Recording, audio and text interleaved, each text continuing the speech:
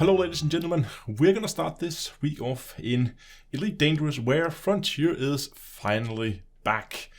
We of course recently got the announcement that Frontier is dropping all further developments on console, and after that it seems now we have the community team back, the live streams are back, they have been reimagined, there's been some changes to them, smaller things like instead of having 2 live streams with 1 hour every week, they have compressed it into, not compressed it, they have joined them together into 1 2-hour live stream. So we had 2 1-hour live streams, now we have 1 2-hour, so it's the same amount of time.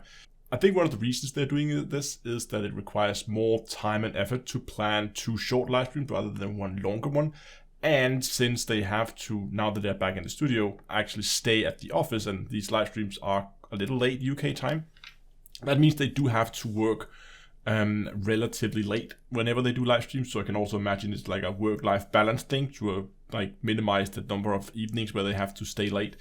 They kind of, I don't know, push them so they only have to do that once a week instead of twice. But the content of the live stream was, I don't know how to put it, like a little weird, a little odd maybe. They did acknowledge like the console cancellation, but there was nothing about the, like, we all know why there were 3 months of silence, but they just started it out as any other live stream. I mean, if they posted this live stream like 1 or 2 or 3 months from now, it would be a fine live stream, pretty decent. But it just felt a little weird. I mean, it's just like if someone like you haven't seen in a very long time, and then when they show up, instead of say, the usual, oh, how have you been? It's been so long. They just come in and say, just like start the conversation hard from where you left off last time, without like no mention of the fact that you haven't seen them for half a year. I felt that felt a little weird, and I would also have liked to see more information about like what's next for Elite. Now we know they're going to continue with some story stuff, but what about content? I mean, there's story content, but what are they working on now? What's the roadmap for Elite Dangerous going forward? I'm not going to criticize Frontier too much for that. I mean, I can understand that they have just finished what I could imagine being a rather stressful period where they've really been focusing hard on figuring out what to do with console. So I'm not going to criticize them too much for that, as I also can appreciate that it will take them some time now to sit down and say, okay, now that is done, what are we going to do next? Because obviously before they can tell us, they need to decide internally what to do next. So I'm not going to give them like too much of a hard time over that, but I really hope that we do see more of that kind of stuff coming in future live streams, maybe the return of some of the developer update posts or something like that. I'm looking forward to see what kind of communication strategy Frontier is falling into, if it's just going to be the live streams, or if some of the forum posts is going to return, and what kind of segments are we going to see in the live streams in the future in terms of what's happening with the future content. What about the return of the issue tracker, which they used to do before, where they would take the top issues on the issue tracker and explain the progress and tell how far they are and stuff like that.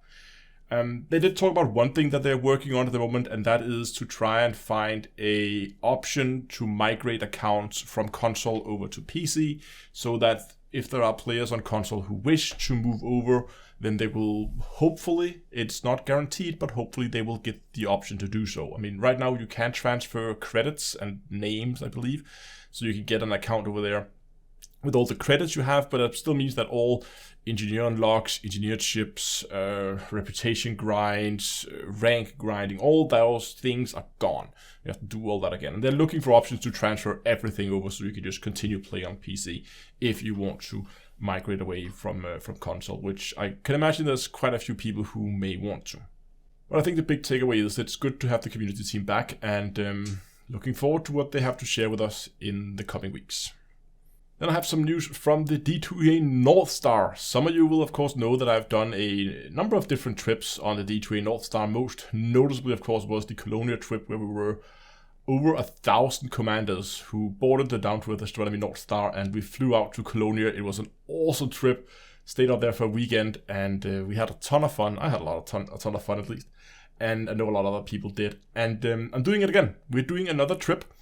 This time it is not to Colonia. It's more of a small weekend getaway, just go out, stretch your legs now that we have fleet carrier interiors and a bar. And we are flying out towards some Lagrange cloud with some lightnings in it. So if you haven't seen the lightning clouds, then this is your chance to go and do that. We're going to do 2 stops. The second stop is going to be Rackham's Peak, the top of the galaxy. We're going to go way out of the galactic plane. You're going to be able to get some awesome screenshots and videos from up there. I have flown up my fleet carrier up there before, but I don't know, I really want to go up there and see it again, since it has been like over a year since I've been there last. So figured it was about time. Of course, everybody is welcome to join regardless of whether you play on console, whether you play on PC. Console, of course, won't have access to the fleet carrier interiors. PC players who have Odyssey will. But console players can join as well. There's been set up channels over on Discord. I've set up voice channels and galleries where you can post all your screenshots and all that cool stuff. It's all stuff that's going to happen on Discord. We're going to take off on the 8th of April. That is a Friday, where we're going to fly out to the Lightning Clouds Friday evening. Then we're going to stay at the Lightning Clouds Friday evening and Saturday. And then Saturday evening, we're going to be flying from the Lightning Clouds up to Rackham's Peak, where we're going to be staying Saturday. And then Sunday morning or Sunday, like midday, I can't remember when I put the departure time. At least Sunday, we're going to fly back to the bubble and we're going to park at the same system we start in. All departure times, arrival times at the different locations and systems where we're going to be, when and where. You can find all that stuff on discord.d2ea.com. There will be a link in the description where you can go and you can find the channels there, and there's a flight plan in there where you can see all the different, where we start, where we go. I even have detailed flight plans so you can see every single jump we're going to do, so you can follow along yourself if you are interested in that. Over in Star Citizen, there are some extra nice little quality of life things that has been added into 3.17. There's been a leak of the Evocati patch note where we can see that they are fixing some stuff with the mining UI. I know for everybody who's been out mining, that is an absolute pain as it is right now. It is really, really difficult to see the charge levels. The contrast between the background and the UI is just not good enough. And to try and help that, they are brightening up the charge level bars and they are buffing up the drop shadows on the UI to make those things a little clearer and make them easier to see on the mining UIs. That is really nice to see. Again, it is a bit of like from a leaked Evocati patch note, so we will see. Maybe it's just them experimenting here in these early stages of testing. We don't know if that is actually going to make it in, but I have a pretty good feeling that's going to come in. Another little thing that's going to be, it's a really small thing, but it's going to be such a nice quality of life thing, is there's going to be a dedicated key binding for contacting air traffic control.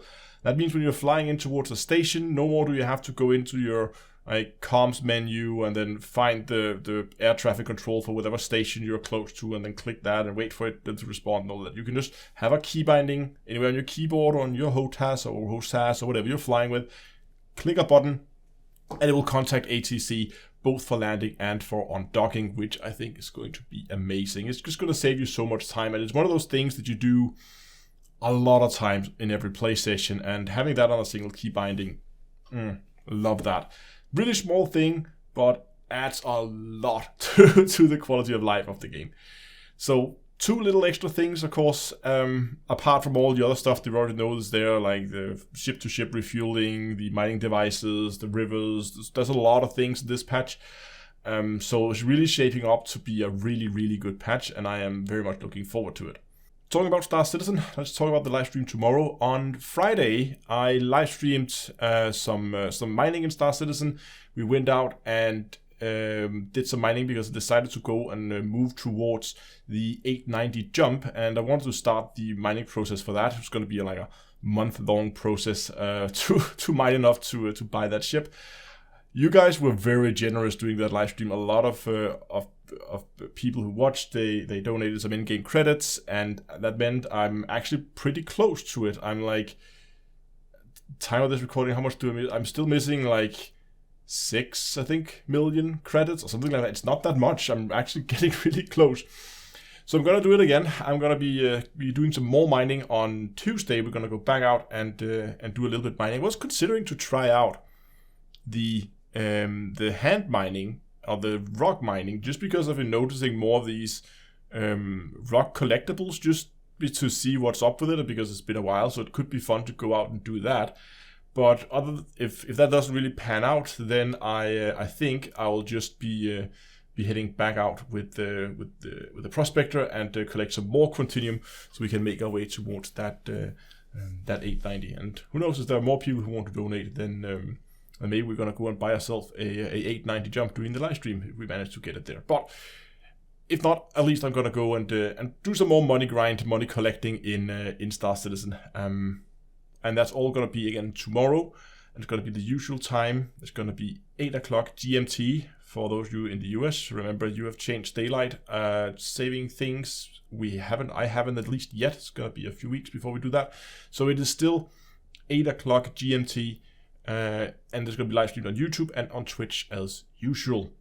But that's good for this week. Thanks so much for watching, and until next time, I'll see you guys in space.